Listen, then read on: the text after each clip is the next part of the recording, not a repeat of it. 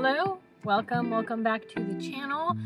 I am running today's episode out of my car just because this whole day I've been running errands. I'm getting ready to go on vacation, and here we go. Spirit's like, time for a message. Today's channeled message is from Mahavatar Babaji, and this is, if you're not familiar with who he is, he's an ascended master. He is what's known as the eternal, or the deathless yogi, I should say.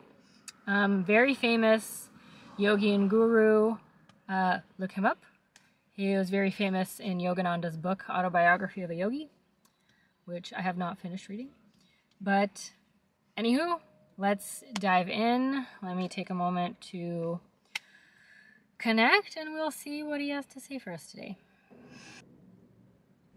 So I'll start off by introducing his energy a little bit. He is extremely the most calm, the most centered, the most like detached in the best way possible. Like this being really knows what it means to step back and observe. So if you ever connect to his presence, look for that. Look for that sense of just being so centered and connected and present.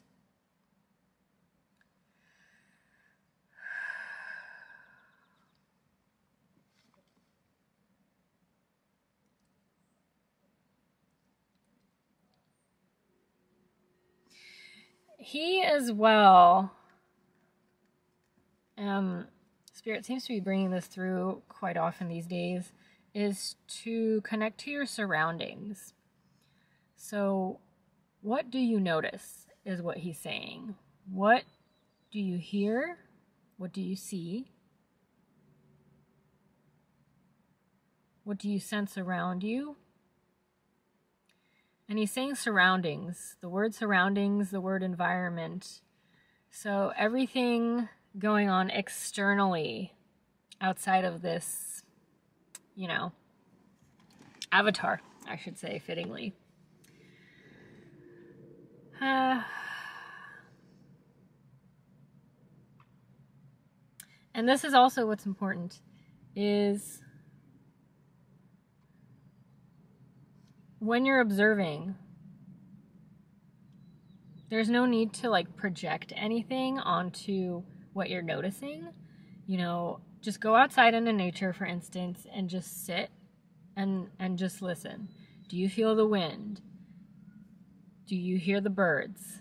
Do you, this and that, everything, note it down, but then don't attach anything to it, like the wind is too cold or it's so loud out here, it's just be.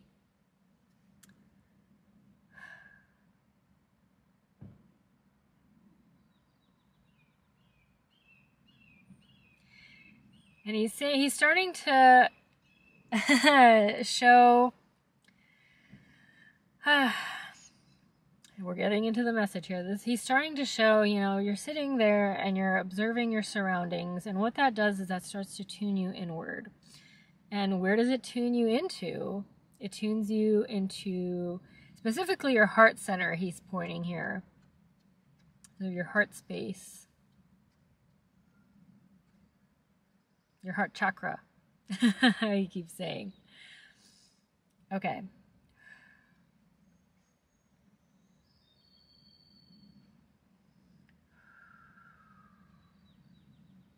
It's a way to connect with your heart, but it's specifically connecting with your heart and listening. Listening to what's going on in there, and listening to, I'm seeing gears spinning. I'm seeing just a lot of movement happening in that space. So, it seems like for those who this message is meant for, there's a lot that's happening in your heart space. For many, it feels like a sense of conflict or turmoil.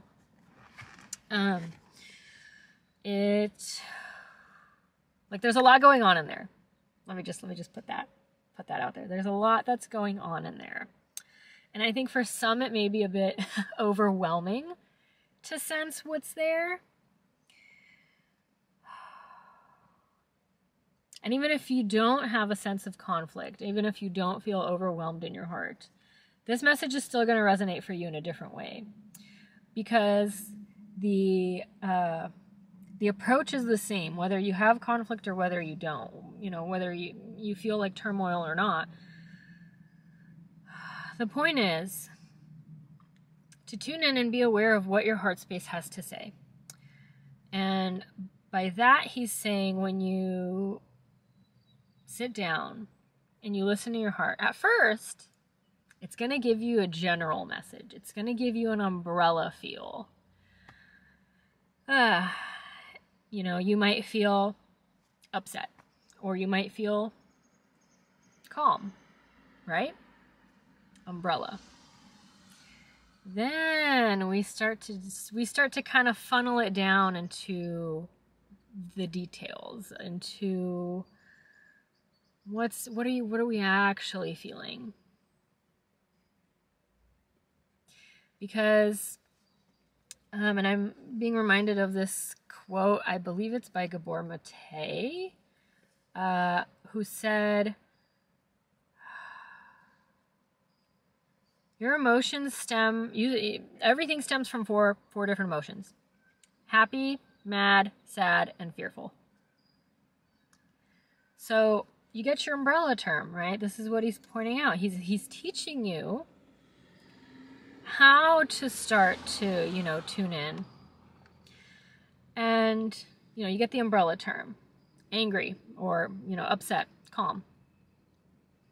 Keep listening is what he's saying. Keep listening. What's making you angry? What is upsetting?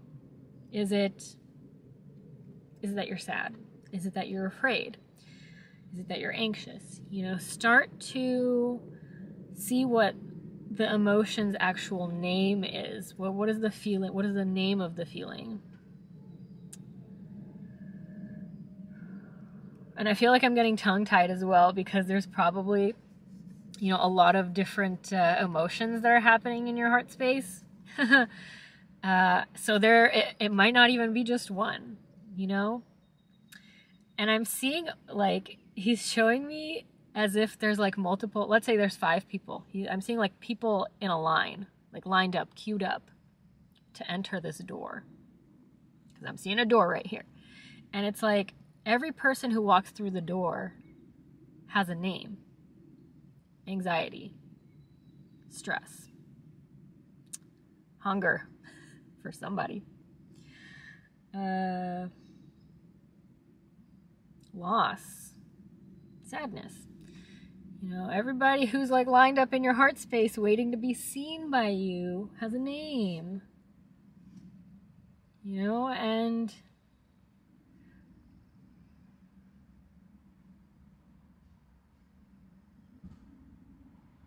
it's important that you give yourself the time to see these feelings through, because they're moving through you. What is emotion? Energy and motion, right? We're familiar with this.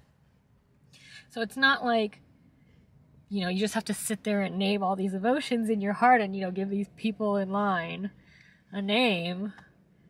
But in feeling them and or naming them, and most importantly is just becoming aware of them, they move up and through you. Period. That's what I'm saying. Period.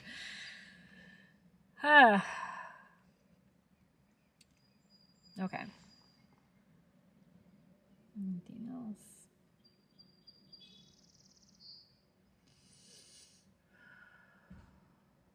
Again, breathing. And breathing is releasing.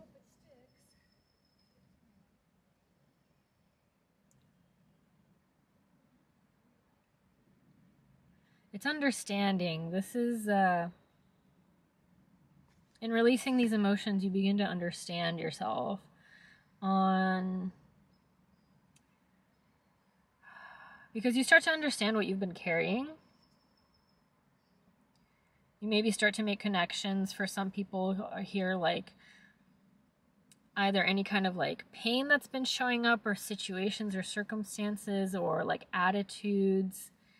I want to say more like emotion, like, hang on. Symptoms, I suppose. As in, you know, if you've constantly been kind of like waking up in a really weird, funky mood, and you just don't know why. This practice may lead you to that answer.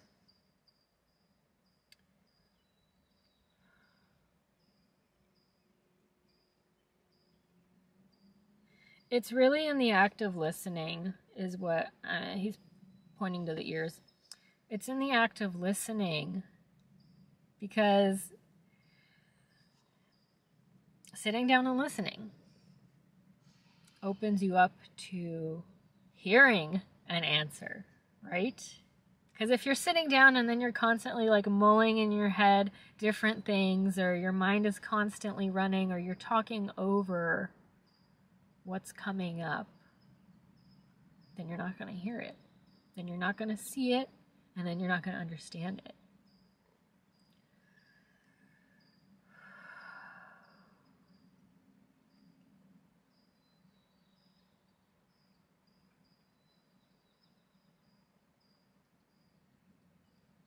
And for some people, you know, let this practice be something of a kind of like a self-care thing for yourself. You know, make it something that, you know, you enjoy doing. Make it something to look forward to, is what he's saying here.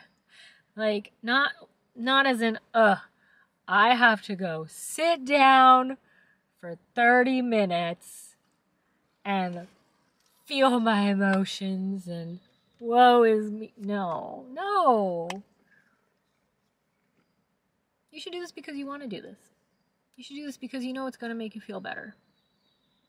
Because you know that when you sit down and give your body and your mind the space to actually, you know, like discharge the energy it needs to let go of, because, you know, Lord knows that in today's day and age, it's go, go, go, you know, work, keep going, 30-minute lunch break. As soon as it stops, you're back on the clock, and it's like your body doesn't have the space to let go.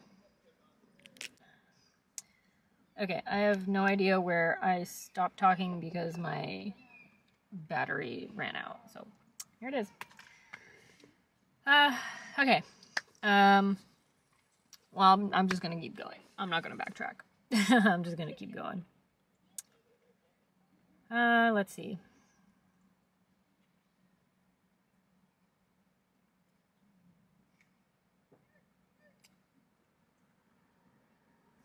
Yeah, there's be mindful of, you know, the sense of sitting down and trying this practice out and being like, am I doing this right? Is anything coming up? I just feel frustrated or I just feel this or that. You know, apply your circumstance to the practice, because this is what he's giving you. He's giving you a practice, because this is what we're all about here on this channel, is actual practical things we can put into action and not just theories.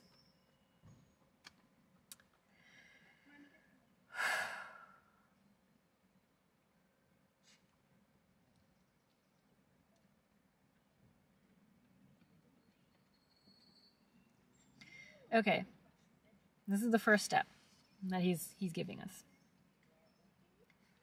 Find your space, you know, whether it's your bed, your room, outdoors, wherever you want this space to be. Find your space. Sit down, take a deep breath, relax, loosen your shoulders, everything like that. And as you start to tune in, which is really just becoming silent and becoming observant of your surroundings, your mind may be racing initially, right? Because we need that time to transition into the space of really being receptive of what's coming up. So the way we do that is kind of meditate your way into it, ground your way into it, visualize your way into it, imagine your way into it, whatever works for you.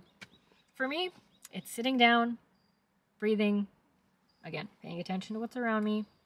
He's showing here, for some people, visualize like a scan, like a body scan coming down from the top of your head, grounding down through your energy centers, through your chakras, through, whatever you want to believe in, whatever you follow. Yeah, whatever makes sense to you, ground it down. Because you just want to start to quiet your body, start to quiet the energy. For some people that may look like walking down a set of stairs. For some people that may look like imagining roots coming down, out of your body into the earth. For some people, that's literally sticking your arms in some soil, right? Or your feet in the dirt. Whatever you need. Whatever works for you. So if my suggestions don't work for you, if what he's showing me here doesn't work for you, find what does. So you do that.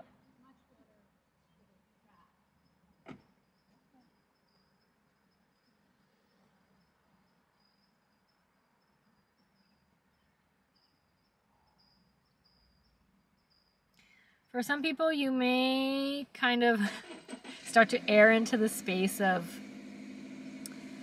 expectation of, okay, is it coming up? Is it coming up? You don't have to ask yourself, is it coming up? Because you'll know. You'll know. Your body will let you know. You'll either start feeling emotional or angry or upset. You'll know. So what's important is that if you sense yourself in that space, is anything happening? Listen. Listen around you.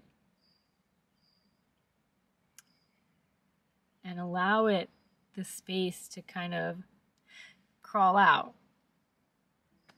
Right? Because when we are constantly living our lives, kind of stuffing it down, later, not right now, I'm at work, I'm on the phone, I'm busy.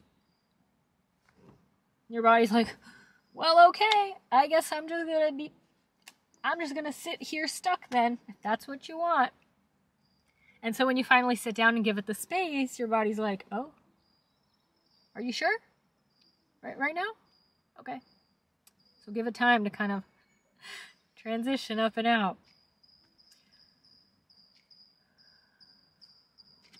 Didn't realize my phone was playing music. Okay.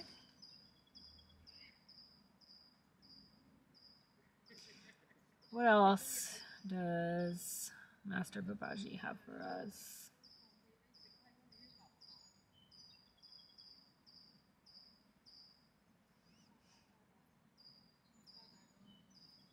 Okay, next step. When this emotion starts coming out, or whatever it is that's coming up for you, breathe. Release. Saying the word release. That can look like a lot of different things. For some people, it's crying. For some people, it's breathing heavily, let it out. For some people, you can start to shake your limbs. For some people, grab a pen, grab your notebook, start writing what's coming up. You want to let it out. You want to just do something. You can move, you can dance, whatever you need, whatever, again, what works for you.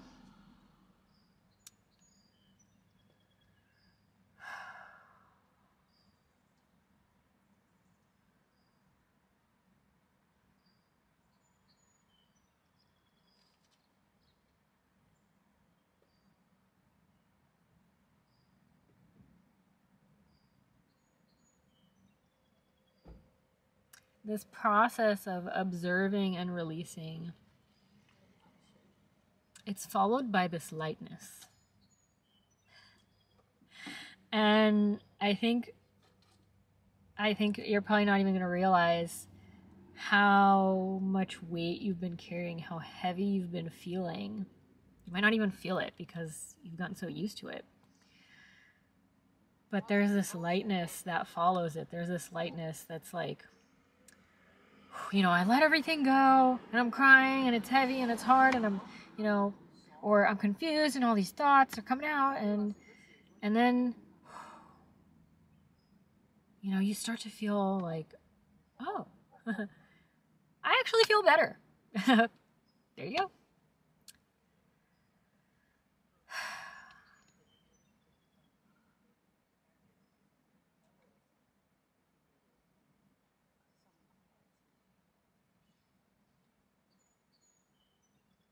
Okay, what is he saying?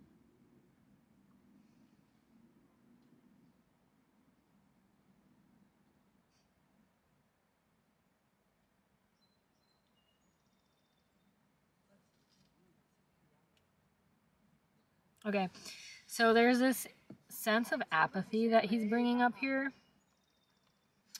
Oops. Sorry, I had to fix that. So, right.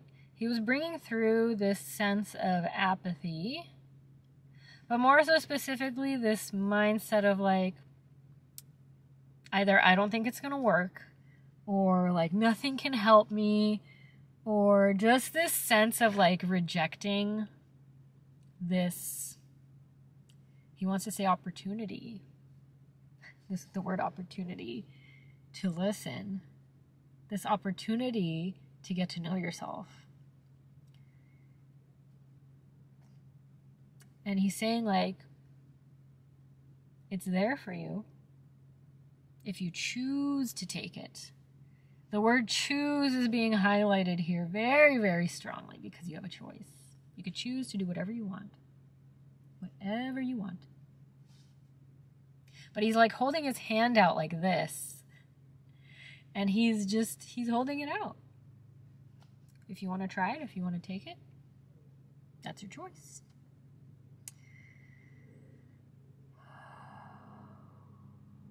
It's your choice to try it out and see what happens. See, not even what happens, but like,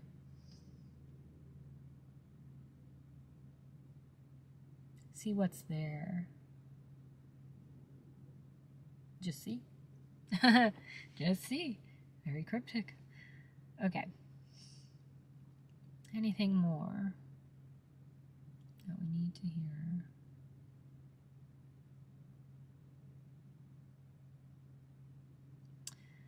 No, he's taking this lotus pose when your like legs are crossed and your hands are, it's like the typical meditation pose.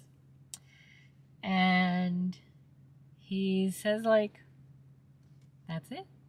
That's it. He came to bring us all this practice. So, thank you, Mahavatar Babaji,